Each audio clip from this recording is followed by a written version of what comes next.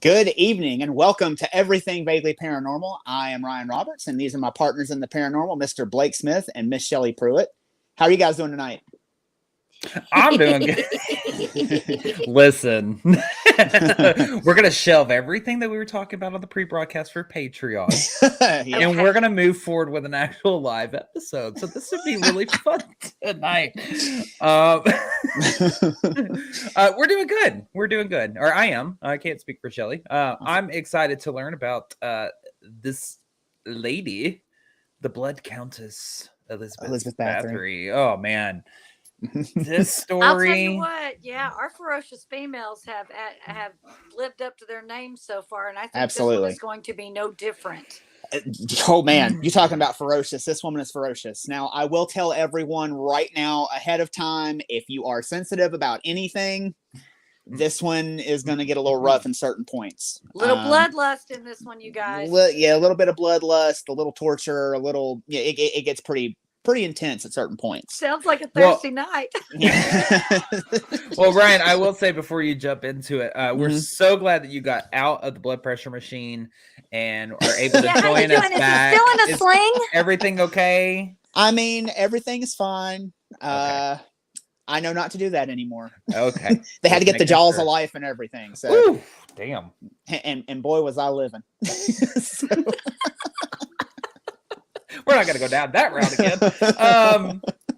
Let's talk about this woman. So, yeah, we're going to get right into Elizabeth Bathory. There's no segue out of this. No, there's not. Start the episode. Now, we're going to get into Elizabeth. We're going to get into Elizabeth Bathory this evening. And Elizabeth Bathory is one of the most legendary and one of the most, like we said in the trailer, one of the most prolific female serial killers of all time. Now, there is a lot of lore and legend that kind of surrounds the story, and hopefully I can kind of cut through that tonight and kind of show you exactly what happened. But the lore and legend is warranted because this is a very, very interesting story. So we're just going to jump right into it right now and start with Elizabeth Bathory being born.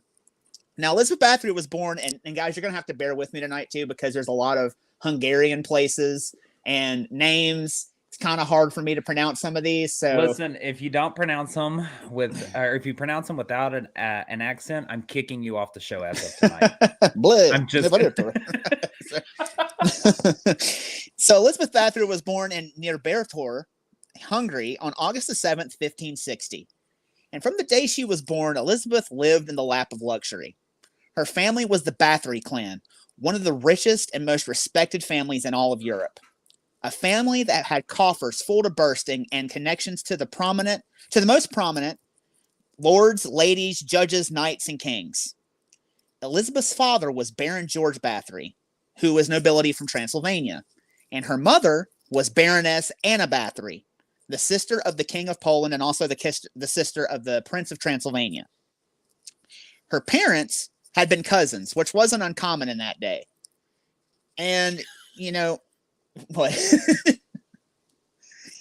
Oh God! What are you making faces again?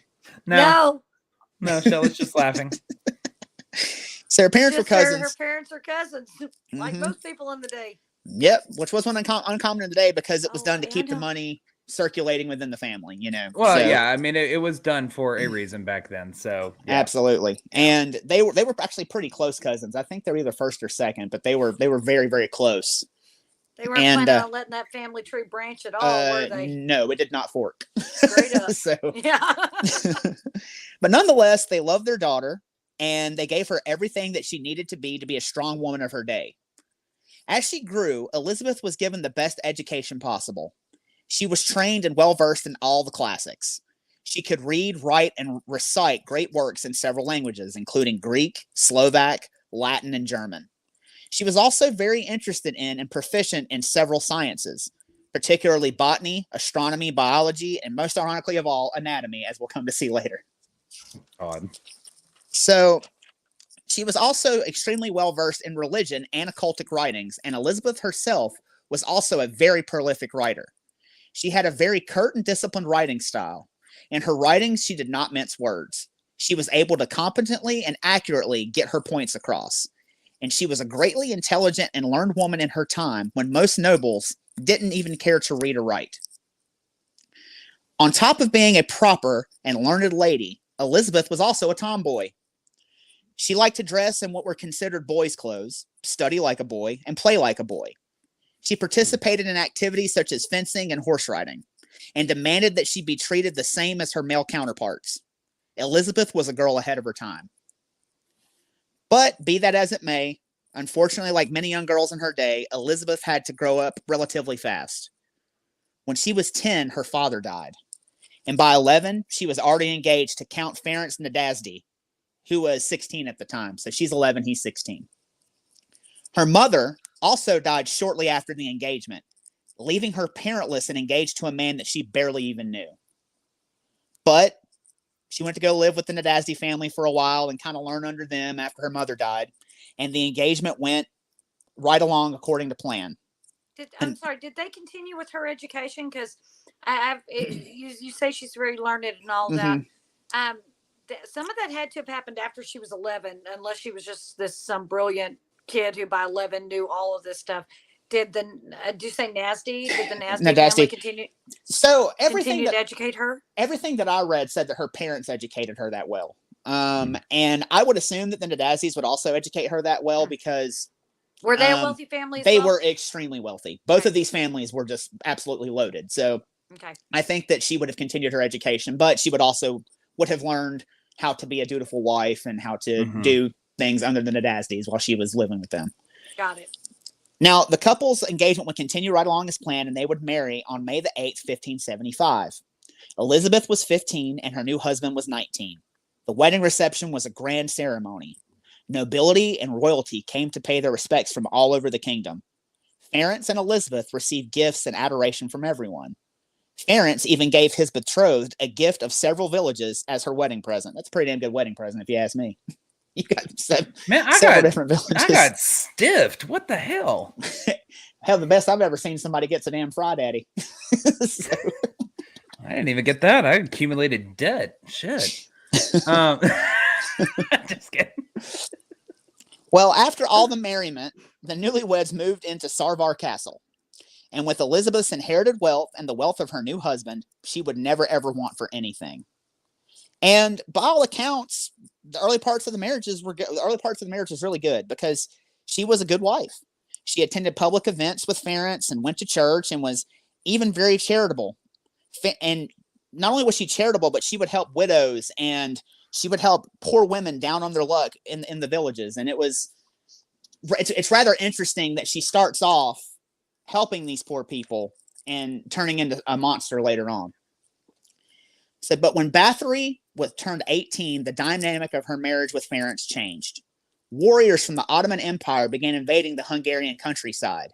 Ferenc had a duty to his land and a duty to his people. So for the rest of their relationship, he would often have to saddle up and engage the invaders, leaving the young Countess alone for large swaths of time, to handle all of his business affairs and to run all of his estates while he was off to war. Because of Ferenc's frequent and long absences, subjects and business staff answered directly to Elizabeth. And by the time she was in her mid-20s, she had become one of the most powerful noblewomen in Europe. With all the wealth and power in their hands, it seemed like the couple had it all. With all the Hungarian and Ottoman fighting, Ferenc had become a famed captain in the army. Elizabeth was respected and revered throughout the entire kingdom. But they didn't have any children, which was very unusual for the time.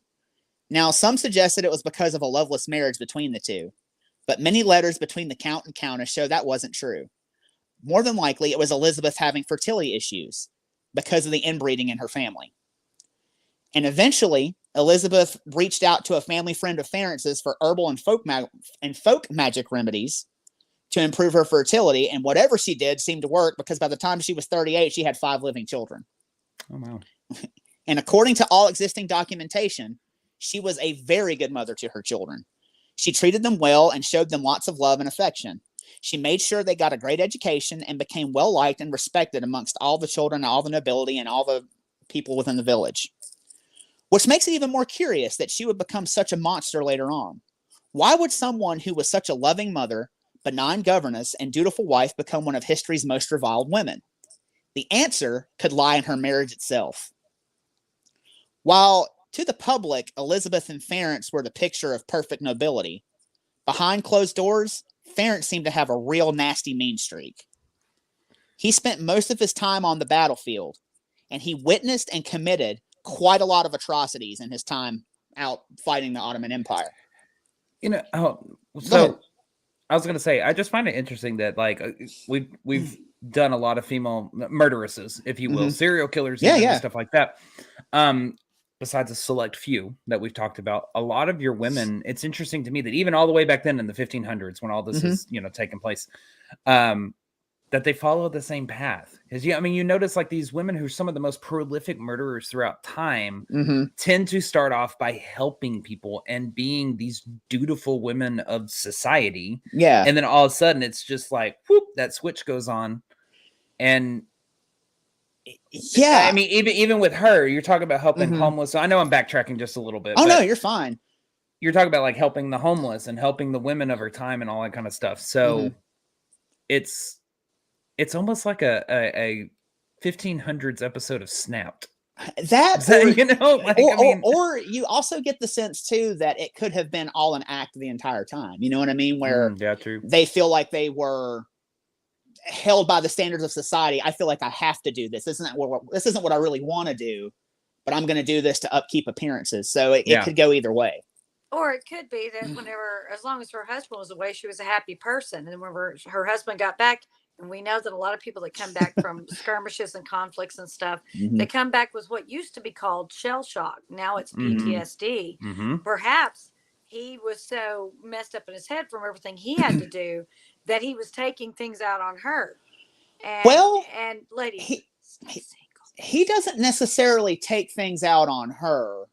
Well, as far as you know, because you just said he had a nasty temper. What goes on behind closed doors. Well, hang on, because you're going to tell us. Yes. I mean, either that or, ladies, you could go against Shelley's advice and you could marry, and you too could accumulate debt and not get your villages like me.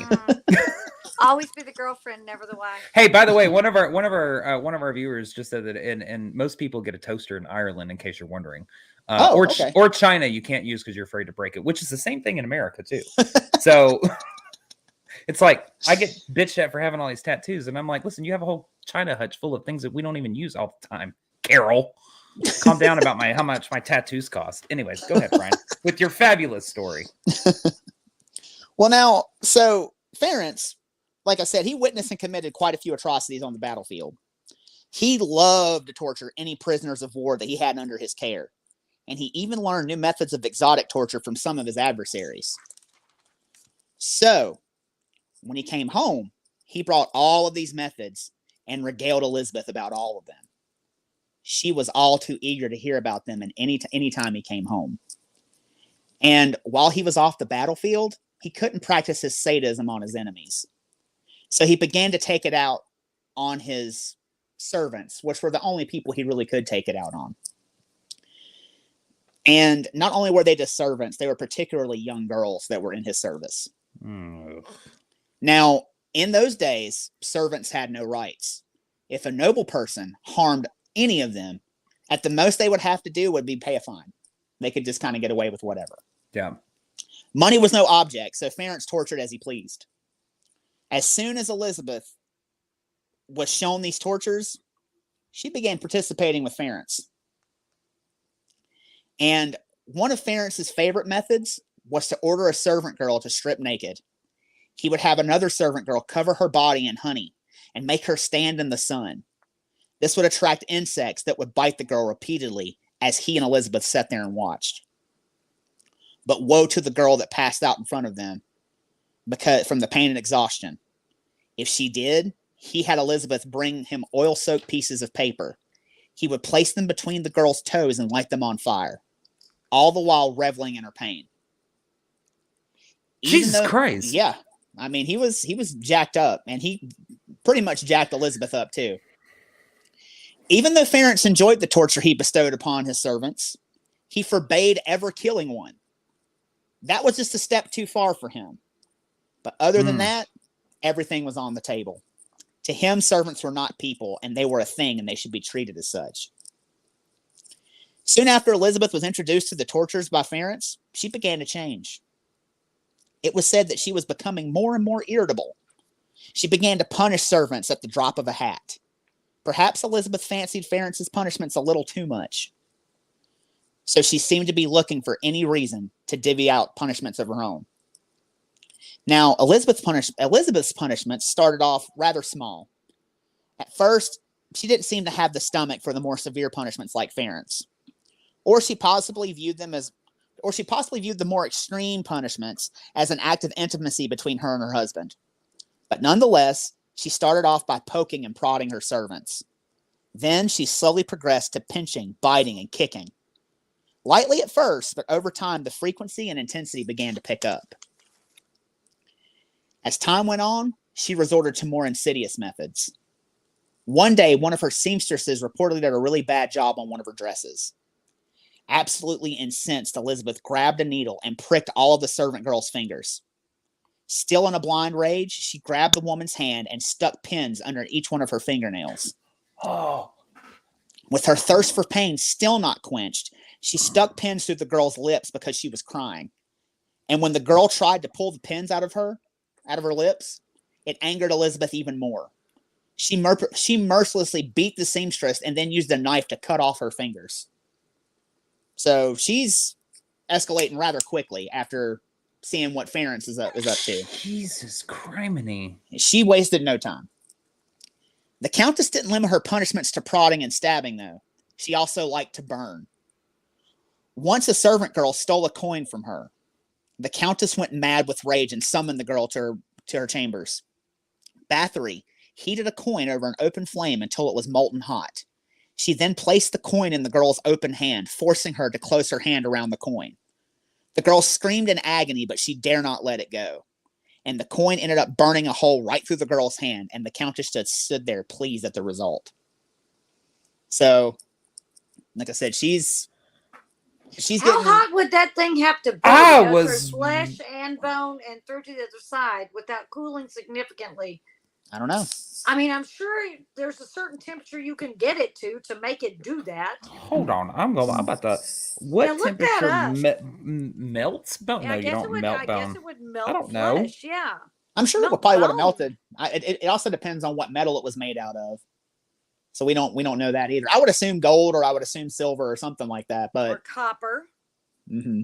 Copper coins. At a temperature of we're American.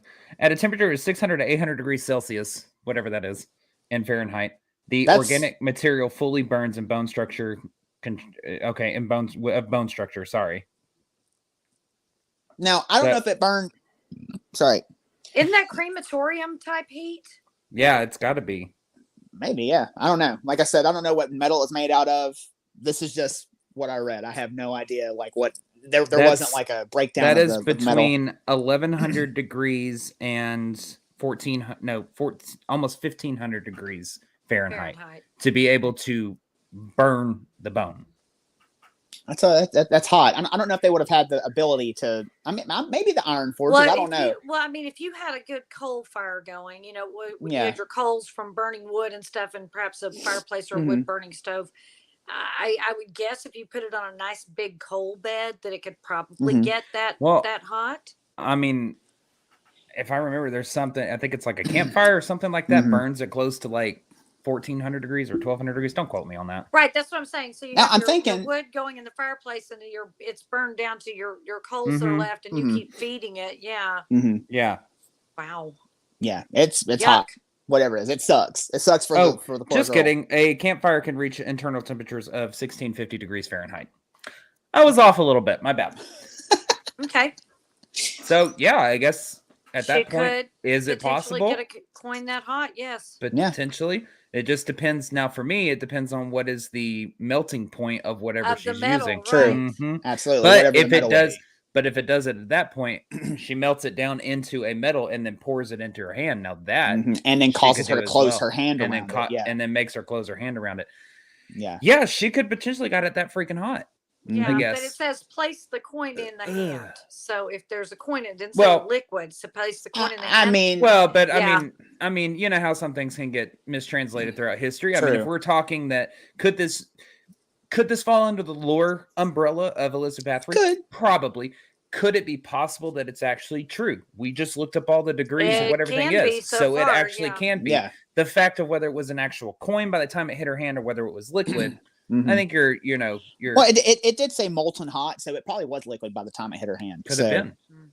Jesus. So yeah. So it's real damn hot. That's the translation. Real fucking hot. So now, as if these torturers punishments weren't enough, Elizabeth began to escalate it even further. She would soon begin severely beating her servants on a regular basis. So much so that many servants saw her emerge from her chambers covered in blood on numerous occasions. She would dole out these beatings for even the most minor infractions. No servant girl was safe. She began to take great pleasure in these beatings and would get more intense with them each time. Soon she was beating her servants until they passed out from severe pain. This satiated the countess's bloodlust for a while, until one night she beat a girl so badly that she never woke up. Instead of having remorse for the poor girl, Elizabeth felt good about what she had done. She had unwittingly killed the girl, but something awakened deep inside of her. She wanted to kill again, and soon. However, she had violated her husband's rule about killing. But he was away so much, he didn't even need to know. And she could just use her vast wealth and power to cover up the crime, which she did, so parents didn't even know about it. So shortly after the incident, servant and peasant girls would begin to disappear into her chambers and never ever come out. Her servants weren't stupid, though. They knew exactly what was happening in there. But they dare not say anything, lest they incur the Countess's wrath. They remained silent for years, hoping they weren't next on the chopping block. And things went on this way until one day in 1602. A servant girl mysteriously died at the Countess's castle. Her body was placed in a casket, and a local clergyman named Istram McGarry was summoned to the castle. When the pastor arrived, he found it odd that the girl's body was already in a sealed coffin. Normally, she would still be laid out so the pastor could pray over the body. This was highly uncustomary and seemed very strange to McGarry. McGarry also noticed all the servants were whispering and talking quietly amongst themselves. And when the Countess came out to greet him, he noticed the servants putting their heads down and trying their best to stay out of her way. The whole situation just seemed strange. McGarry greeted the Countess and asked if he could see the fallen girl's body. But the Countess told him no because the girl had died of cholera. And that was the reason the coffin was sealed. She didn't want anyone getting sick and didn't want to alert the rest of the house that someone else had died. And so McGarry just did all he could do and accepted her explanation, but something just didn't sit right with him. But nonetheless, he went home after praying over the dead girl and went about his priestly duties. A few days later, Pastor McGarry was again summoned to the castle. He couldn't go, though, but he sent his assistant pastor, Michael von Erichs, in his stead. When von Erichs arrived, he overheard rumors that not one but 3 bodies needed tending to. And as he entered the castle, he found a large, oversized casket that was mysteriously nailed shut. He immediately went searching for Lady Bathory. And when he found her, he asked her why there was such a large casket and why was it nailed shut and why were there multiple bodies in it. She told him that 2 girls had died and a third was dying from sickness, so they waited on her to die. And Elizabeth said she didn't want to buy several coffins either. Also, she wanted to keep gossip down about several servant girls dying in the castle. Now, von Erichs was shocked, and something seemed amiss about her whole story. He immediately wanted to report what he had heard. He had to tell somebody. This just didn't sit right. It just wasn't right with him. However, one of Bathory's servants overheard he and Elizabeth's conversation. He took the assistant pastor aside and told him to forget the whole thing. If the incident was reported, it could go south very quick for all of her servants. So von Erichs said nothing to anyone but McGarry. Shortly after the 2 mysterious incidents at the castle, townspeople began to notice. Everyone began to notice the exact same thing. There seemed to be a constant stream of dead bodies coming out of the castle. Funerals were happening extremely often. and all of them seemed to be young servant girls in service to Elizabeth Bathory. Rumors of torture and strange behavior began to leak out of the castle. Servants said there were parts of the castle that were forbidden to them, and these areas were always under guard, and the sounds of beating and screams of torture were heard emanating from deep within them. It was clear something was rotten at the castle. Finally, so in her mind, mm-hmm. to not draw attention to these 3 girls that have now died of sickness, quote unquote. Yeah. Instead of buying 3 separate coffins, she's just gonna buy a large one. Yeah, let's put her in a big one. That's not fucking weird or anything. No, but you have to think about it too. She thought, and for all intents and purposes, she essentially was above the law until somebody would step in and do anything. So, I mean, I guess, but wow. That's kind of dumb logic, but yeah. Yeah, well, and you're saying that the priest is told this whole, forget about it, and he goes and he tells his boss, let's say. Yeah. The other priest, the main priest that was supposed to, the one that came to the last time. Yeah. I mean, you know how it is in your profession. You're going to talk, both of them are like, you see what happened at the fucking castle? I know, man. You see what, what I'm saying? So they're both talking to each other and kind of trying to figure out what's going on. So, okay. But finally, one winter morning, McGarry could no longer remain silent. It was at a funeral for yet another servant girl. Pastor McGarry got up that morning and began to preach his sermon. Elizabeth was sitting in one of the pews. He locked eyes directly with her and addressed the rumors of torture while looking directly at her. He said if the rumors were true, what she was doing was an abomination to God, and the only way to exonerate herself was to have the rash of recent dead bodies exhumed and determine the manner of their deaths. The priest had all but accused Lady Bathory of murder. This man's got balls. Yes, he does. Elizabeth was none too pleased. Her anger boiled deep inside of her. How dare this commoner be so brazen to accuse her of such a thing? She stood up and screamed at the preacher, "Now see here, you will soon see I will make you pay for this." With that, she stormed out of the church, and she immediately retreated to her castle and penned an angry letter to her husband. She demanded that the priest be punished for his insolence. But when her husband received the letter, he rushed home and made a large donation to the church. And just like that, the pastors and the church elders dropped their case against Elizabeth. No caskets were ever exhumed. Well, no what? I was just gonna say, I was like, literally, she's not the brightest fucking woman. I'm just gonna say that. First, we buy a bulk casket, so to speak, for these 3 young ladies, and then you're gonna stand up in the middle of church and you're going to basically condemn a man of God. Yeah, in front of everybody. In front of everybody. That she's sitting at the funeral of these girls that would have been servants. Would a lady of the house normally attend a servant's funeral? That seems odd to me as well. And allegedly the story was cholera. They're all dying. That's why we're sealing the caskets. That's why we're all putting them together. And yet she attends the funeral. See, to me, that's strange. Maybe that's to prevent anyone from getting a little peeky peek into the casket. That, or it could be down the rabbit hole of, we always talk about like serial killers or murderers and their treasures. Maybe that was her treasure. Maybe that was her, yeah. Well, and they always do something that is highly illogical that makes you think, why would you do something like that? And it's because they think they're smarter than everybody else. That's the first thing that hit me when you said that was, why is she? Again, that's why I'm asking. Was it common for a noble person to attend a servant's funeral, especially one that would have been considered a child, a servant girl? I'm gonna assume back then, no, just because, and this is just from more recent history. If you remember all the controversy surrounding Queen Elizabeth nodding at Princess Diana when her casket went by, and they were like, "Oh no, we don't do that. Like she's below the rank of the queen. We don't do that." So more than likely not. Probably not. See, I would safe to say as well. So that alone is strange. That's the first thing it is strange. And I'm thinking, she probably wasn't like attached to all of these random servant girls that seem to be coming in, and they're going out as fast as they're coming in. Probably wasn't really any real attachment. So why would you be sitting there? Maybe the only thing I can figure is maybe she felt like she needed to.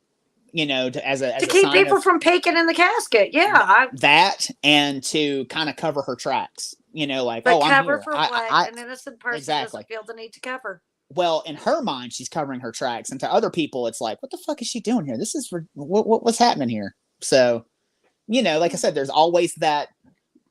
And you'll see she does more odd things. There's always like those odd things that they do that, it's like how like what was it?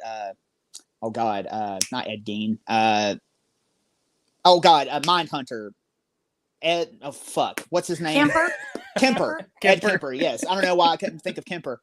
Kind of like how he would always like, hang out with the cops and just be like, oh, I'm just he wanted to be a regular cop. old bartender. Ha ha ha. Oh, crazy about those bodies you found the other day. Well, if I would have done it this way. Blah blah blah blah. But like Kemper just liked to talk. He was a chatterbox. He did, but like it, just exhibiting odd behavior to kind of cover their tracks, because in their mind they're covering their tracks, but to everyone else it just looks like it's a fucking, what the fuck are you doing, dude? Yeah. So anyway, no caskets were ever exhumed, and she was free to continue her activities. Clearly, her wealth and power could get her whatever she wanted. After this incident, though, Ference kind of stuck closer to home. He still went off to war occasionally, but fell ill in 1603 from a mystery ailment. While he was home, the steady stream of bodies leaving the castle suddenly slowed. Perhaps it was because Elizabeth was spending more time with her husband. But nonetheless, Ference was in bad shape. He knew he was dying, but he also knew Elizabeth would be vulnerable with him gone. External and political enemies would come for her. So he wrote his best friend and war buddy, Gregory Thurzo. He asked Gregory to watch over Elizabeth and be her protector after he was gone. Entrusting Elizabeth's protection to his best friend, and Gregory agreed. And on January the 4th, 1604, Ference suddenly died. Elizabeth, how convenient. Mm-hmm. Anybody else thinking poison? Anybody else thinking, maybe he's onto me too much, and because they didn't disrupting say my party time, my playtime, my whatever. How convenient. 1602 is the one that draws the attention of the servant girl. And then 1603. 1604. Well, he comes down with the illness in 1603. He comes home. He's there. Yeah. He comes down with the illness in 1603 and dies in 1604. He wasn't sick when he got home. Wonder. But suddenly gets home and he's sick after he's been out conquering armies and pillaging lands. Mm-hmm. Yeah. So I mean, he gets sick. And that's the thing. They never could figure out exactly what it was, what his ailment was. Like, he just ended up dying. So it very well could have been poisoning. Goddamn. Very well could have been poisoning. I thought. Now, Elizabeth barely seemed to mourn the death of her husband. It was customary for nobility. Shocker. Sorry. Yeah, right. Shocker. It was customary for nobility not to be buried for up to 3 months after their death, and give people time to kind of come and pay their respects, from all over the kingdom. Mm-hmm. But Elizabeth wasted. Castles are haunted. But Elizabeth wasted no time putting her husband in the ground. It seemed as if she couldn't get him buried fast enough. It was also customary for widows to remove themselves from society for several months, but Elizabeth did not. 2 weeks after Ference's death, she was in Vienna handling business. This raised a lot of eyebrows amongst the ruling class. It was almost as if she didn't care her husband had died. Everyone found this behavior quite odd. She didn't care that her husband died. She didn't give a shit. Living without him. No. Oh, no, she didn't. Out pillaging and stuff. Because little did they know, she didn't care. With Ference in the ground, no one could hold her back from her more sinister urges. Sure, she lost a husband, but she gained her freedom. She was free to harm and hurt. Yeah, fortunes and freedom. Well, she put him there, so she don't give a shit. No, you can't convince me otherwise. This bitch killed him. No. She was free to harm and hurt any servant girl she pleased. Elizabeth was now living the good life. She had the freedom to indulge, and she had control of Ference's finances. Things were going well. I bet they were, you bitch. But in the summer of 1605, she got news her brother passed, and she and her servants went to the neighboring kingdom to pay their respects. But on the way back, things got dark. She beat and tortured these girls so much that 3 of them died. Not caring about the sanctity of a gravesite, she had them buried in an unmarked grave near the Polish border. When the Countess returned, but the girls didn't, their families got curious. They asked what happened to their daughters. Elizabeth pulled out her old excuse out of her bag of tricks. She told the family that cholera had taken their children.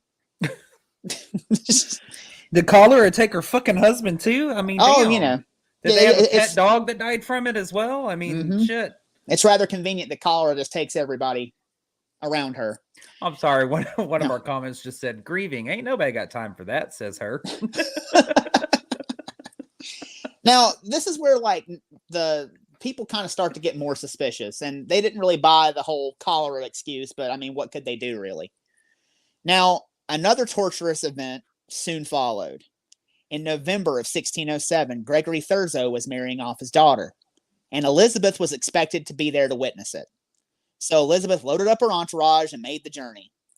However, on the return home from the decadent event, one of her maidens began to complain that she was thirsty and that she was cold. The Countess grabbed her by her wrist and said, "So you're cold and thirsty. I'll give you something to drink, you miserable little whore." The girl, in fear for her life, began to sob. Elizabeth pulled the girl's hair and clawed viciously at her face. The girl grabbed the carriage door that they were traveling in and swung it open. She jumped out and ran, but the coachman was able to catch her. He bound and gagged the girl and put her in the back of the coach with Elizabeth. They continued on their journey, but the Countess made the coachman stop at a bend in the river. The Countess ordered the girl out of the coach, stripped her naked, and made her wade in ice-cold water up to her neck. When she was good and wet, the Countess ordered her out and had buckets of cold water poured all over her head. The girl was not dried off, but put back in the coach, sopping wet. She was taken back to the castle, but would die of hypothermia before they got back. All the while, Elizabeth was sustained and reveled in the pain and her sobs as she died in the back of the coach. Jesus Christ. Yeah. By this stage in her life, Elizabeth had become obsessed with her aging. She was very vain and obsessed with her looks. It is said that she found an anti-aging solution around this time. One night when she was beating a slave, blood splashed on her face. And when she rubbed the blood off, where it had been, she thought looked a whole lot younger than where she didn't have blood on her body. Oh, God. She thought the blood had restored her youth. So from then on out, she would ask her most trusted servants to go into the village and bring her servant girls to torture so she could source their blood. She would use the blood as her fountain of youth. She would kill the unsuspecting girls and cover herself in their blood. One of her most trusted servants told her to only use the blood of virgins for maximum potency. And for a while, Elizabeth did just that. But rumors began to again circulate about what happens to young girls in Elizabeth's castle. So when the Countess sent her henchmen into the village looking for fresh blood, the local girls began hiding and avoiding them. With the dip in supply, the Countess needed fresh blood. But how? What was she to do? Then it hit her. She would go directly to her friends and go to the nobility and get her supply of girls. After all, noble blood had to be more pure than peasant blood. She thought about how she could convince the nobles to let her have their daughters. When suddenly inspiration struck. She would open a finishing school for young women. The elite would be beating down the doors to get their daughters into the school. And Elizabeth would have unfettered access and a steady stream of girls. Not only could she torture, she could literally get paid for it. It was a dream come true. So in the fall of 1609, she opened her finishing school. And the aristocracy were all too eager to sign the girls up. They didn't know it, but they had signed their own children's death warrants. Now, it seems like she didn't really think this through because you see, they're going to pay you to bring your kid. They're expecting a finished, graduated product. What happens when the kid don't show up? Well, you're about to find out. Okay. I'm just saying this doesn't seem like a well thought out plan. Well, she's not a smart woman at all. No. Okay, no. Go ahead. I mean, I'm not trying to jump your story. Oh, no. Doesn't sound thought out to me. To be as educated as she was, and to be as smart as they claim she was, y'all are absolutely right. She is not a very smart woman. She is very, very sloppy in her ways of killing. So, once the girls were handed over to Elizabeth, they were locked into her castle, and their true hell began. It wasn't a finishing school at all. It was a chamber of horrors. And guys, this is where it kind of gets a little rough. So, It was said that the staff inside the castle could hear girls screaming for help daily. Sounds of torture emanated from deep within the Countess's chambers. House servants saw girls with their hands tied so tight that they turned blue and blood ran from their fingers. Oh, God. Another witness saw a naked girl shackled to a table, and another saw girls bound by their hair hanging from a metal lattice. Oh. Girls were washed with and made to roll around in nettles. Pins were stuck under their fingernails and into their lips. Needles were jammed into their shoulders and arms. Their breasts were beaten and flogged. They were burned with hot irons. Pliers were used to pull skin back from their noses, lips, and backs. Their mouths were forced shut with clamps. Flesh was cut from their butts, cooked in front of them, and force-fed to them. Hot pokers were shoved into their vaginas.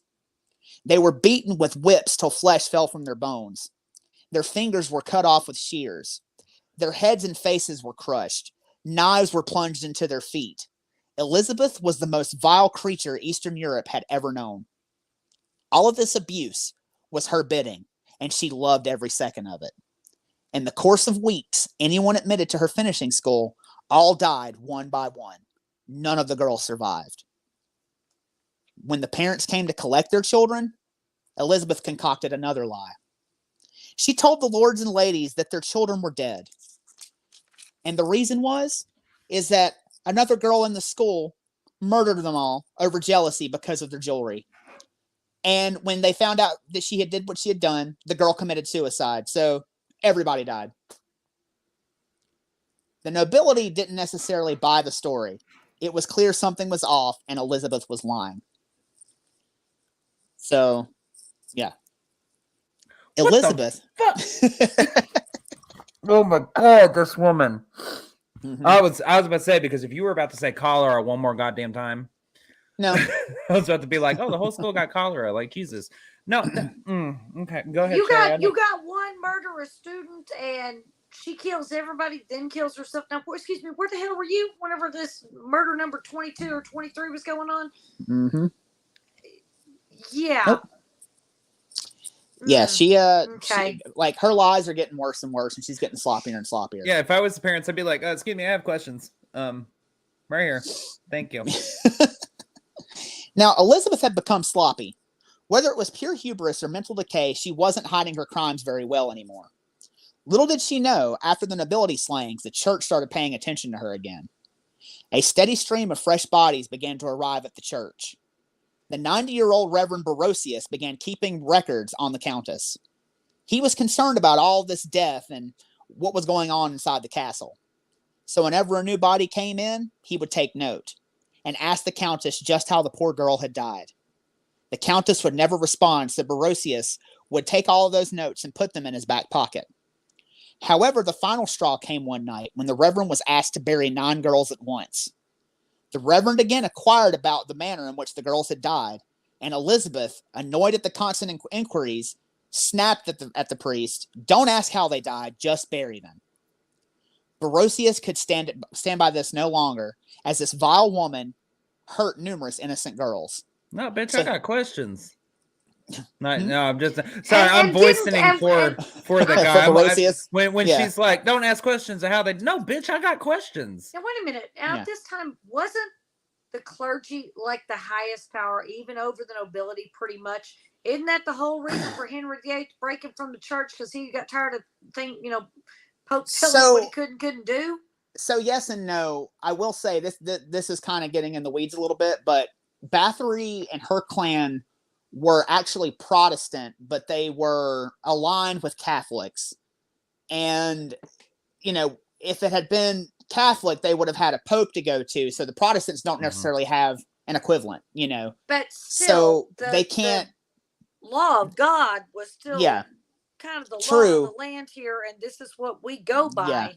And so I would think if a clergyman asked you a question, you were pretty much, Well, I it mean, was if they have insisted upon that you answer. True, but if you have nobody to enforce that, Okay. What are they going to do? I was just trying to clarify that. I was wanting to know if this is the same time frame here. I mean, I think that it was customary. We're talking yes, 1600s. Yeah. Yeah, it was customary and it was expected. Yes, but I think that like behind closed doors, you're not.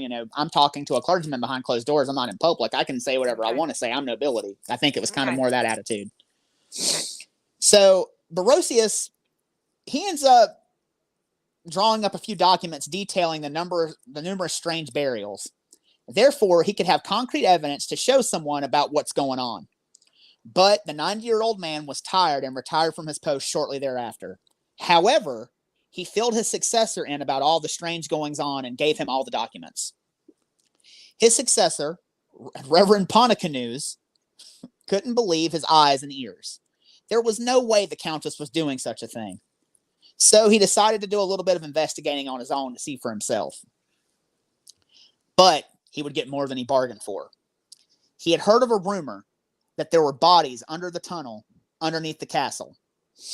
And it just so happened that the tunnels connected directly to the church and the castle at the same time. So he could go down there and take a look for himself. The Reverend had access. So he went down to see if he could substantiate the rumor. Amongst all the treasures and plunder in the tunnel, the Reverend began to smell an awful stench. Then he found what he was looking for. Inside there in the darkness, he stumbled upon he stumbled upon the mutilated corpses of 9 girls in 9 unsealed coffins. Absolutely mortified, the Reverend ran back to the church and threw open 2 parchments and penned 2 letters, one to the King of Hungary and one to the Palatine of Hungary. In the letters, he included all the information his predecessor had given him and detailed the grisly sight he had discovered underneath the castle. It was clear something had to be done. Unfortunately for Elizabeth, the king and Palatine received the letters. However, the Palatine of the country at the time happened to be Gregory Thurzo, the very same man who had sworn to protect Elizabeth, the very same man who had sworn to Elizabeth's husband that he would protect her on her husband's deathbed. But, being the second most powerful man in the country, he still had a duty to his king. With the Reverend's letters and the complaints from nobility reaching the king had heard enough. Noble blood had been spilled. Countess Bathory needed to be dealt with, and the king knew just what to do. So in February 1610, the king ordered Thurzo to conduct an investigation into Elizabeth's crimes. Thurzo sent men into the village of Elizabeth's castle and interrogated and asked all the villagers questions. And for the rest of the spring and summer, they gathered all the information they could on the Countess. It wasn't long before Elizabeth learned of the king's investigation. She knew she was now in the crosshairs. She had been careless and stupid. Killing the daughters of nobility, what was she thinking? Her husband was no longer alive to make this go away, and the very man that was supposed to protect her was now investigating her. She had to act fast to protect her assets, and she made a drastic move. On September the 3rd, 1610, she wrote her last will and testament and gave all of her assets to her children. That way, no one could take her estate if she was harmed or arrested. The hammer was about to fall, and Elizabeth knew it. With the evidence against Elizabeth stacking up, Thurzo knew he would have to act soon, but he had to be absolutely sure about all the allegations before he acted. So sometime before Christmas 1610, he visited the Countess. He held nothing back during his visit. He flat out asked Elizabeth if she truly committed the crime she was accused of. Elizabeth sweetly denied them and said they were all nonsense. When she did, Thurzo brought up the 9 girls the Reverend had discovered underneath the castle. Naturally, Elizabeth deflected, once more saying they had all died from sickness. Seemingly satisfied, Thurzo shrugged his shoulders and left the castle that day. But as soon as he did, the Countess flew into a rage, and again began torturing and murdering servant girls. By now, a pattern had emerged. Whenever she was stressed or in an uncomfortable situation, the Countess would immediately murder afterwards to blow off steam. Elizabeth was a sick woman, and her peers knew it. We're gonna say, Blake?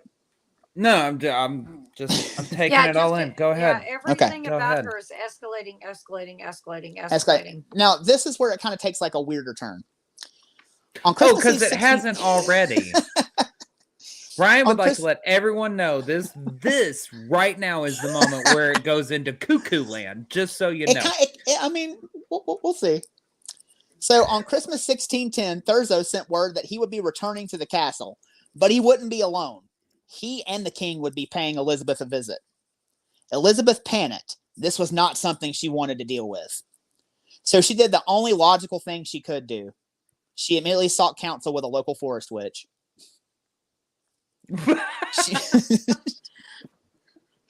I'm sorry. The only thing she could do, maybe just stop doing it and you get rid of all the evidence. That's what you should be doing. But in her mind, instead, I'm the going to forest go witch. see the local, the local Hansel and Gretel charmer out in the woods. Yeah, okay. The Hansel and Gretel charmer.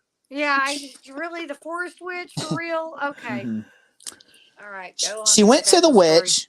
She went to the witch and asked for means to render herself invisible from her enemies. And the witch had just the thing. She helped Elizabeth prepare cakes of gray dough made of dirty bath water and communion wafers. The women braided them like pretzels and baked them. Elizabeth then spoke incantations over the confection for an hour, to curse the king and Thurzo and to make her invisible to both of them. Shortly thereafter, the king and Thurzo arrived and dined with Elizabeth. After dinner, the Countess fed the tainted cakes to the king and Palatine, and suddenly the two both fell ill and left the castle. Whether she meant to or not, she made the most powerful men in the kingdom ill, and this did not go unnoticed. But she wasn't invisible, so that shouldn't have marked what you're saying. What I was about to say. I'm sorry, you said make her invisible to them, right? Yes. Got it. Okay. Yeah, she's losing her mind. All right, just making Sounds sure. like what they use, toilet water and communion wafers? Pretty much, yeah. It was dirty bath water and communion wafers. Bath water and communion wafers. I like toilet water and Nilla wafers better. Yeah. This is the shittiest banana pudding I've ever had. I'm sorry. It sounds like she's poisoning again. Only this time it's the wood witch. It's the wood witch helping her out. fault. Yeah. Mm-hmm. Now what? now there was no turning back. Thurzo decided enough was enough, and the king issued an edict to arrest Elizabeth. So Thurzo set out towards the Countess's residence with an armed escort on December the 27th. Knowing the jig was up, on the 27th, Elizabeth again sought out the forest witch. Elizabeth summoned her to the castle for magical advice. The witch and the Countess spent time practicing black magic and once again tried to curse the king and Thurzo. In one incantation, they asked for 90 cats to devour the hearts of Thurzo and the king. But this incantation failed miserably. Because on December the 29th, 1610, Thurzo, an armed escort, arrived at the castle. Elizabeth was caught by surprise. She was in the middle of dinner. Thurzo entered the Countess's manor, and as he walked through the stately home, he was absolutely horrified. There were dead bodies and rotting flesh of young girls strewn about, all of them showing signs of torture. They had all been beaten, flogged, stabbed, and burned. The Countess waited in her dining room as Thurzo trudged through the viscera. Still dining as Thurzo busted in and arrested her on the spot. Thurzo and his men took her to the castle, and with her in tow, they began searching the castle for more bodies. In the castle keep, they found horribly mangled corpses of dead girls. Elizabeth just stood in silence and looked defiantly at her captors. The search party soon found another mutilated girl, but to their surprise, she was alive. However, she was pouring blood from all over her body. The party asked what had happened to her. The girl told Thurzo and his men that the Countess had beaten her, and that a servant named Catalin had stripped the skin off of her back with pliers. Catalin was immediately arrested as well and shackled alongside her mistress. 3 more of Elizabeth's most trusted servants were arrested and sent to another castle that day, while Elizabeth was locked in her castle dungeon and confined to hers. So I'm assuming that this invisibility spell was only like a 24-hour bug or something like that. I guess so. She didn't and ask for that where's the again. witch at this point? Did the witch go home for everybody? She lives in the forest.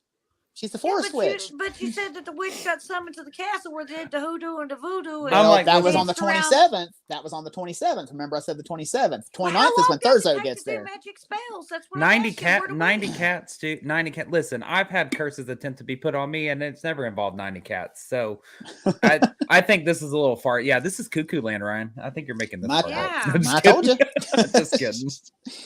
Now, like I said, Elizabeth was locked in her castle. These 4 servants were taken to a whole nother castle, and then the trial begins. As Elizabeth awaited her sentencing, people came out of the woodwork to testify against her. including the 4 servants that were arrested right alongside her. The 4 confessed to the crimes that they helped her commit, but they all maintained they did it at her behest. When asked how many they estimated they helped her kill, the 4 accomplices estimated anywhere from 36 to 50 girls.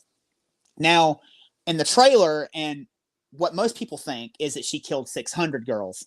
Right.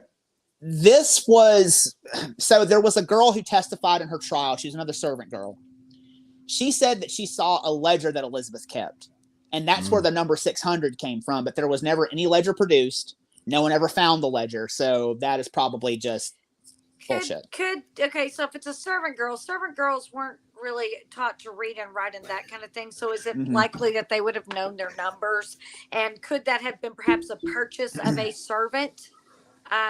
From it could have been a manifest. Exactly. Like she didn't know what. Because she said she didn't know what it was.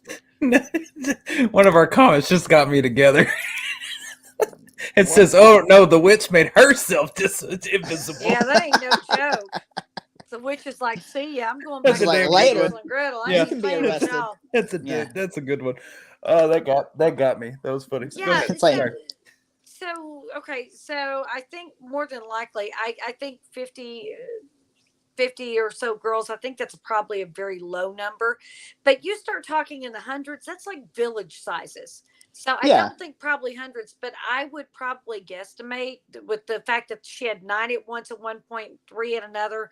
That number's probably into 100, maybe 200. I don't think if she's killing 9 at a time. True. And remember too, that, like, they're killing indiscriminately, and this is just what the servants can remember. You know what I mean? They're just like, well, and who knows when those new servants came in to replace the ones that perhaps she'd already done away with. I don't think probably 200 is a far out there number. I think 600 might be. 600 definitely is. Also, I want to say this too. A far out number, right?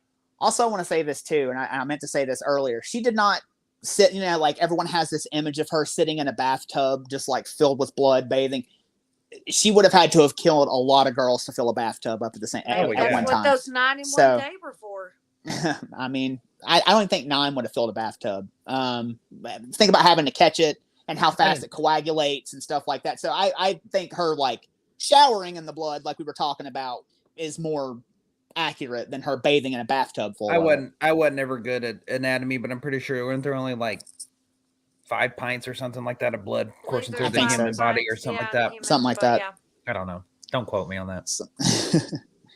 Now, like I said, all these servants maintain that they, helped her kill 36 to 50 girls. And the court listened to all these servants' testimony and ruled that 3 out of the 4 of them should be executed immediately.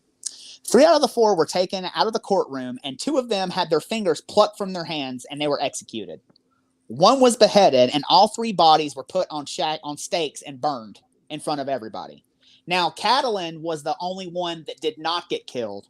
Catalin was put into a dungeon, and it's not clear exactly what happened to Catalin, because something where maybe she worked a deal out, or maybe they couldn't substantiate a lot of the claims against Catalin. So the last that I saw and the last anyone knows of her, she's locked in a dungeon somewhere until they can kind of figure out what to do with her. Key and forgot about Probably. Yeah.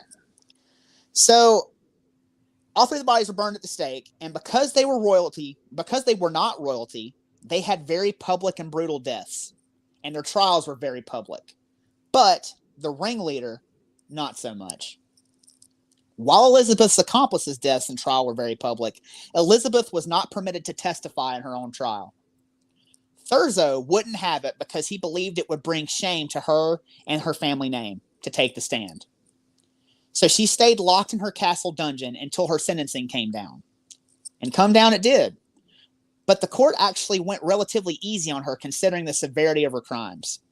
The court ruled that Elizabeth Bathory was to remain inside her castle till the end of her days. She was not to leave her home ever again. And after the verdict came down, stonemasons came to the castle and walled Elizabeth inside. All the exits were walled up except for one small hole where she could receive supplies and food. Elizabeth was cut off from any social functions and slowly faded out of society. All the nobility and royalty soon forgot about her and left her to rot in the castle. And on August the 25th, 1614, the biggest monster Hungary had ever seen died in her sleep. But this would not be the end of the Blood Countess. She lives on in legend, stalking the dark corners of people's imagination. Her legend has only grown, and she lives as a monster lurking in the dark. There have been countless songs, movies, and books written about her. Even Dracula was inspired by Elizabeth Bathory, because you have Vlad the Impaler on one hand, and you have Elizabeth Bathory, the stately castle, the bathing in the blood, the young virgin girls, that was all kind of rolled into one for Count Dracula.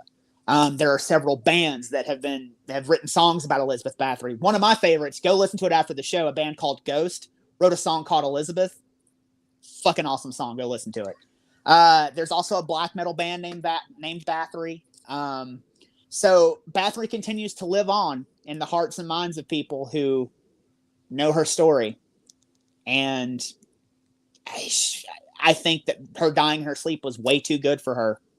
She should have been burned at the stake, and she should have died right along her co-conspirators. No, torture that bitch. Just wall up everything and just let her just rot inside. Actually like her punishment. Yeah, but no food, no supplies, no nothing. Just seal it all up. Bitch. Oh, no. I mean, that one little hole where supplies come through, you wait. Is it going to show up? Is it not going to show up? Is it going to show up? Is it not? I like here's the thing. Punishment. That's the psychological bullshit. Exactly. I'm all about that. And here's the thing, too. So she actually had several visitors when this first happened. And people would come to visit her quite often. But slowly, people stopped coming. And slowly, she was forgotten about. And I think for her, that was a fate worse than death, because she liked the lavish lifestyle. She liked to live in the lap of luxury. She liked to be Miss on the spot. She liked to be in the scene. And with her being cut off from her greatest pleasure, number one, and her being cut off from society, I think she probably slowly went insane and could not handle not being the belle of the ball. And she ended up just off, giving up the ghost. I'm guessing that they didn't let any servants stay in with her, and definitely probably not her children, right? Her children probably grown and off somewhere, right? They were all grown. I mean, they could come and visit her, but she could not, she couldn't come out of the castle. Yeah, she was walled in. I love that punishment idea. I do know that she did have guards that were posted to her. And the guards would give her food. She had to eat the same food as the guards and stuff. And she developed somewhat of a relationship with her guards, but I don't think they were super friendly to her. Yeah. So, by the way, we have a bunch of people telling us that we need to go investigate the castle now, because she might be. Oh, I would love to. I agree. So I would absolutely love to. If you have any connections to, I think we have a picture of the castle. We do. It's actually in ruins. Her castle is actually in ruins. Oh, it's in ruins. Yeah. Well, we could go to the grounds. I think it's Castle Chestitza is the name of it. There we go. Yeah. So she was walled into that castle. You can only imagine she was looking out the window, while she was stuck and she couldn't get out. Yeah. And let me go hunt them grounds. Hell yeah. I'll go find Elizabeth Bathory. I ain't gonna lie, because you already talked about the wood nymph or the witchy poo for, or whatever the hell she was. The wood witch. The wood witch. But when you were but that's not the end of Elizabeth Bathory. After she died, I was like, dear God, what now?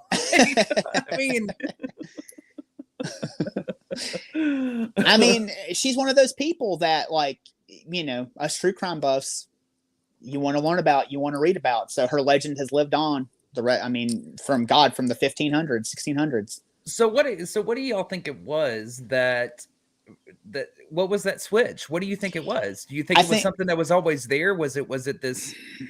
Oh God, here we go again. Nature versus nurture shit. I honestly think it was, because her parents didn't raise her to be that way. She lived in the lap of luxury. She had everything given to her. She never had to want for anything. I think that it was I think she got some sort of sexual pleasure out of torture. And I think that Ference opened that door. And I think that they went extremely far with it right out the gate. And so she was like a thrill killer. You know what I mean? She had to do more and more horrible shit to get that same high, killing these girls and doing what she was doing. Right. So I think that's exactly what happened. I think Ference fucked her up. I think Ference was like, hey, we have money, we can do this, and no one can stop us. And so she just continued on after he was gone. Yeah, I don't know. This one's an interesting one because usually the last couple of ones I have been on the fence of it's a little bit of nature, a little bit of nurture type stuff. I honestly think that this one's going to have to go along the lines of nature for me because I'm in agreement with you. The way that she was raised and all that kind of stuff. And then she meets her husband and then he shows her this and then boom, there it is. And there is a term for, and I can't think of it off the top of my head, for that instant moment, like when something that is not sexual becomes sexualized to somebody. And for some reason that it's fetishization. You fetish, or fetishize, like you fetishize something that's not supposed to be sexualized, something like that, which is in a lot of serial killer cases. That have a sexual appetite, like with their. I mean, like Jerry Brudos with the high heels, and and all that. It's something that has like their wires get crossed at some point. But I don't know. Yeah. I don't know if it's necessarily a sexual thing with her. I think it's a fetishized blowing off steam, if you will. I don't think that there's anything that has to do with. Well, there were a lot of allegations that said that she also engaged in sexual activity with them before she killed them as well. So I think that maybe, and like I said, I think she kind of viewed that as like an intimate act because it was something her and her husband did together.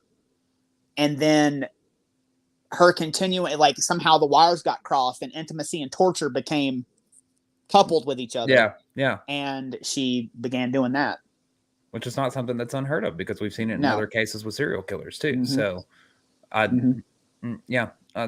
this woman's fucked up. She was a fucking monster, man. Jesus Christ. She was awful. And the thing is too, is there, like I said, there's been a lot of conjecture added to her story. I kind of tried to cut through and get what I could that seemed to be factual, because her story was just, I mean, like it was always there, but people began to add more and more and more to it, like any legend passed down from generation to generation to generation. Mainly what I was looking at was the book I was reading was examining the documents that they had on her. So that's what I was going to ask you was about the but I want to hear what Shelley thinks first on this, Kate, like just kind of your overall thoughts of what do you think the hell happened? I think she was a pampered, petted, spoiled child that got whatever she wanted, that was educated and was very smart, and went into a household where she was continued to be petted and pampered and spoiled. And then because she was a child that liked to learn and thrived in situations where she learned, when she learned to be the dutiful wife, whenever the husband came back and says, hey, dutiful wife, this is what we're doing now. Okay. I think that she enjoyed pleasing him. And I think at some point it became very satisfying to her as well. I think that I agree in the sense that at some point she definitely engaged in this of her own accord and for her own pleasure, her own satisfaction, whether she believed it was through some magic ritual to keep her young. I mean, and again, you never know exactly what, now that we know the fact that she consulted a witch, who knows, maybe she was doing some kind of ritual too. There's all kinds of things that it could be, now that we know that she was a believer in the mystical arts and that kind of thing. I think she absolutely enjoyed it. I think she absolutely went batshit crazy. And maybe that moment where she went nuts was when the husband kind of introduced this torture and this sadistic influence. And maybe that's something that her petulant, spoiled, childish mind, even though she was learned. So you're leaning. She's a snapped. I think she definitely is a snapped. But I think that in that snapped, she adapted. And so are you leaning into the nurture category more or the nature category? I think this is more a nurture. She was petted and spoiled and given everything. So this self-satisfaction thing, I think, was always there. That was taught. The selfishness was there. And knowing we know again about the witch, and now we know she's into the mystical arts and stuff. But I think perhaps, again, you never know what goes on behind closed doors. There could have been an element of There could have been torture, of sadistic sexual things going on in the marital bed, and perhaps in her own frustration, like we learned at some point with Madame Lalaurie, there was an element of getting beaten on by the husband and then taking it out on the servants. I think that's very much a very likely thing that happened. So I have pain. I'm going to take my pain out on you. And then it became a thing where every time she was angry, that she took it out on them. So I think that it was a learned behavior where I feel better if I do this to you. It is kind of interesting. It's interesting to bring up Madame Lalaurie. Like, the similarities between the two are quite striking if you look at both stories. But at least there was some sort of justice served to Elizabeth Bathory. Like, the courts got a hold of her. But I mean, I still, like I said, maybe because I think that she just could have been. Her whole deal should have been more public. She should not have been allowed to not testify at her trial. But she was a woman in 1610 or 16 with whatever. money. With money. With money. Yeah. First of all, they didn't care what she had to say. She was a woman. So it probably the reason she was told to stay silent was because as long as people just whispered and you didn't confirm it, perhaps it could be, oh, no, honey. She was ill. She was mentally ill. Let me say this, though. Thurzo is a very loyal fucking friend, because even when he finds out that she's doing all this horrible shit, he does pretty much honor his request by his dying friend on his deathbed. Like, even though she ends up getting arrested for her crimes, it was Thurzo that kept her out of the courtroom. It was his pull and his... He just a guilty then. Sorry. Well, but here's the thing. You never know what she could have been telling the whole time. She goes, this is not me. These servant girls, I've tried to protect them. All they're doing is killing people. I can't turn them loose into the world. I've been trying to keep them here. I'm trying to keep the rest of the world safe. I mean... Can you see that argument too? And then suddenly come the tears and my husband's dead. My family's dead. My children are gone. I'm just trying to keep the murderers in the house. I fear for my life every night. Can you hear this argument? Oh, absolutely. But even too, like, she even tried to poison him along with the king, and he still stood by his friend and did what he swore to his friend that he would do. But that was the Wood Witch. I brought her over to put a spell on them so they'd stop murdering. And I'm sorry, it was like, pure backlash. I didn't mean for it to hit you. It just kind of ricocheted. Magic ricochet. Yes, I can hear this story. I can hear the manipulation. I can hear the twisting of the tale. I think there were lots of crocodile tears. And I think she's guilty of sin, too. Oh, yeah. I think there were lots of crocodile tears, but I do think it's a crying ass shame that it took nobility to be killed before anybody said anything or anybody did anything. Why? Even... At that point, like you said, servants were considered like... I mean, they weren't considered people, as crappy as that sounds. They weren't. You got a fine if you actually killed one, which is horrible, disgusting. And to look at it today, it's like, that's awful. But in that time frame, get another one, Yeah, sure. It's as rotten as that sounds. But I mean, that's the reality of the time frame. Also, the dichotomy between, like, the classes is so widely on. I mean, it's on display here. Like you said, the servants don't have any rights. The nobility have rights. And even with the trial, the people who helped her out at her behest, their trial is public and their death is brutal. Hers is private, and she just gets to waste away slowly. It's ridiculous. Yes. So, final thoughts. What do you guys think? I think...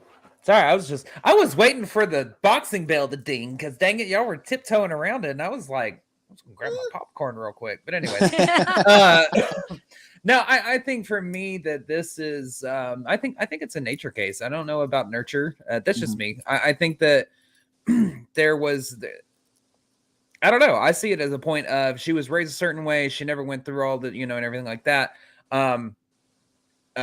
never had to deal with anything this at a younger age. The way she was brought up, noble, blah blah blah, pampered, yada yada. And then she meets her husband, and then it's like, "Ooh, let me show you this," and it's just like that little twig inside just decided to snap, and she just went cuckoo, and started, harming and hurting and mutilating and talking with Hansel and Gretel's, stepmother, and the wood witch, whatever. So I think this is for me, this is absolutely a case of nature. I think it's straight up nature on this. I think it's just something that just went cuckoo-y inside her brain the moment she saw it and was like, "Oh, this is fun." Mm-hmm. I don't think it has anything to do with nurture on this one. Nope. That's my final thoughts. Inclination was already there. Yep, I absolutely do. And my final thoughts on her is she's a sadistic, horrible fucking woman. My only question to you, Ryan, is because I didn't ask this because I wanted Shelley's thoughts first. What documents were it? So you were talking about like the documents. Were they having the documents of like these girls' deaths? Was that the documents Probably that you the were reading? So you had the clergy, and then you had the testimony of all these people that were talked to for the trial, for the court. So there were court documents. Okay. And God, there's a God, what was the name of that book? I should have written the name of the book down. We'll put it in the show notes as far as the name of the book that I read, but it's very interesting. It actually goes into very much more detail. You can actually read the court documents in the book that I read for research for this podcast. Which the notes of the clergy were submitted as evidence, right? Mm-hmm. Okay. Mm-hmm. It's very interesting. So if you want to go real in depth on it and you want to read that, we'll put the book title in the show notes so you can go and take a look at it and go read this book. See, had she just gone back to the Hansel and Gretel's grandmother one more time and like asked for that invisible spell, she'd have been fine. It must have only been like a 24-hour one, I guess, or something like that. She fucked it up. She did wrong. I'd get my rocks and my, that kind of crap back that I paid for it because that shit didn't work. So you're a horrible fucking human being. My final thoughts on this is I actually do think this is nature, because if you go back in time and you look at some of statements that are made about the females in houses where servants were, that a lot of times the noblewoman, or I'll use the term lady of the house very loosely because I don't believe ladies do this, they were often the most brutal to the servants and most brutal on a daily basis. I don't think being brutal with the servants would have been something that would have been unfamiliar to her. Perhaps the level of brutality. Wait. You're saying this is nurture. You said nature. You're going the nurture route? No, I'm going nature route. Nature. Okay. No. I'm sorry. I am going nurture. Yes. Okay. I was like, because what you said, sorry, you said nature, and then you were talking about how somebody is raised. Sorry. I just want to make sure. I'm sorry, okay. Nurture. Because like I said, it isn't, it's something that she would have been familiar with, punishing servants when things didn't go right. I don't think it was to the level that she became. I don't think that's what she was taught initially. I think that was a learned behavior for her. Did she like it? Yeah. I don't think it was altogether unfamiliar. I think the level she went to, obviously, very bad thing. But I think at the end of the day, I think the vanity, I think she just thought she could get away with it. I think she had lived a life without consequences. And whenever it came to actually, maybe having to pay for her crimes, I think she thought she could just get out of it. I think she thought her money and her power would allow her to get away with it. And I think that she was brought up treating these people as if they were not human, because at that moment they weren't considered human at that moment in time. And I don't think she thought it was any big deal. It would have been the same as if you had to, forgive the inference here and the reference, as if you went outside to slaughter your chicken for dinner, or butcher your beef. They, in that period of time, they were just as expendable and considered just as expendable. Right. I'm not necessarily even sure that it was thought of as torturous, because she wouldn't treat her nobility lady friend like that. That was a person. The servants weren't considered that. And I think she treated them as such. And I think that is just nature. She was it was nurture, because the nature, I think that she never had anything about hurting animals and crap that we know of in her childhood. Right. So I think that she was taught all of this, and that was something that was, for lack of a word, kind of taught to her as she grew up. And because they weren't considered people, I don't think she saw a problem with it. That was nurture, not her nature. Yeah, I'm gonna go. It's always tough for me because like I'm always like the Pick devil's a side of advocate. the fence. Quit straddling Well, it. hang on. I'm talking. I'm trying to get there. I'm talking it out. I'm trying to rationalize with myself. Oh, okay.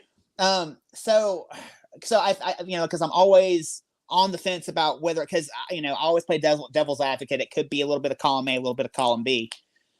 And I it think usually is. Yeah. yes. And I think that it most likely was nurture. She had never shown any inclination to do anything like that before. And well, hang on. Yeah, because like she had never shown any inclination to do anything like that before. And then once she was shown what torture was and what torture entailed, she really liked it. And she just picked up the ball and ran with it as fast and as hard as she could have.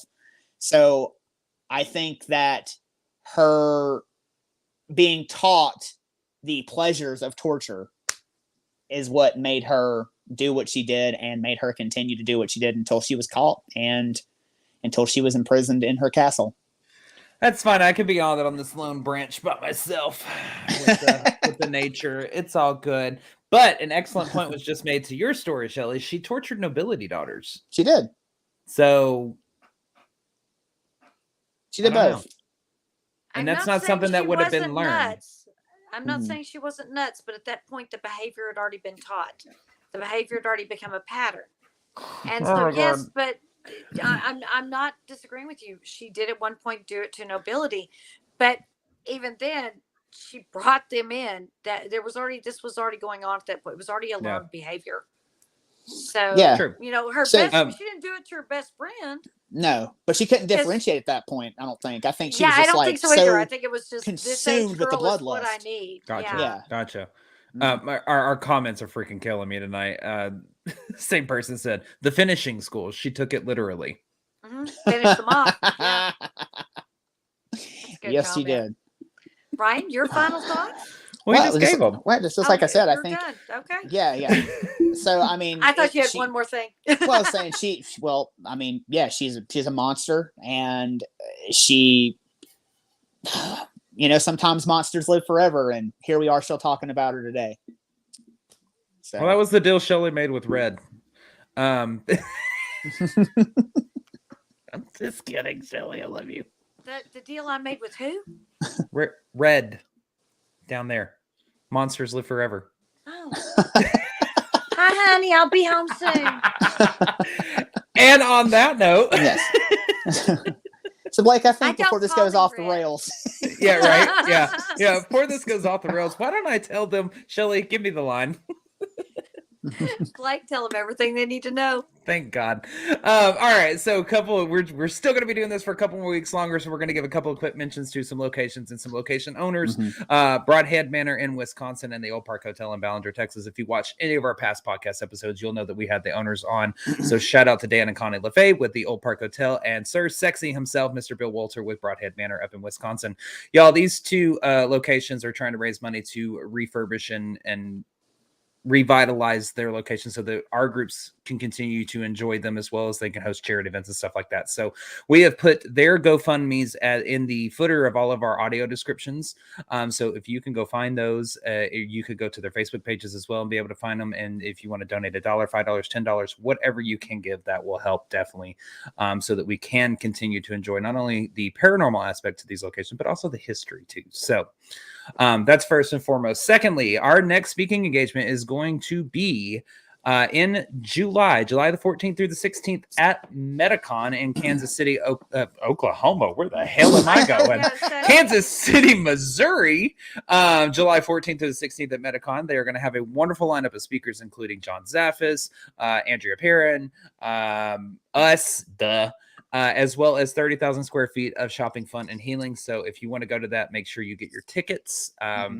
We will post that. We will post all these links up tomorrow. Our producer Brittany's listening in the green room. She is going to remind me, I promise.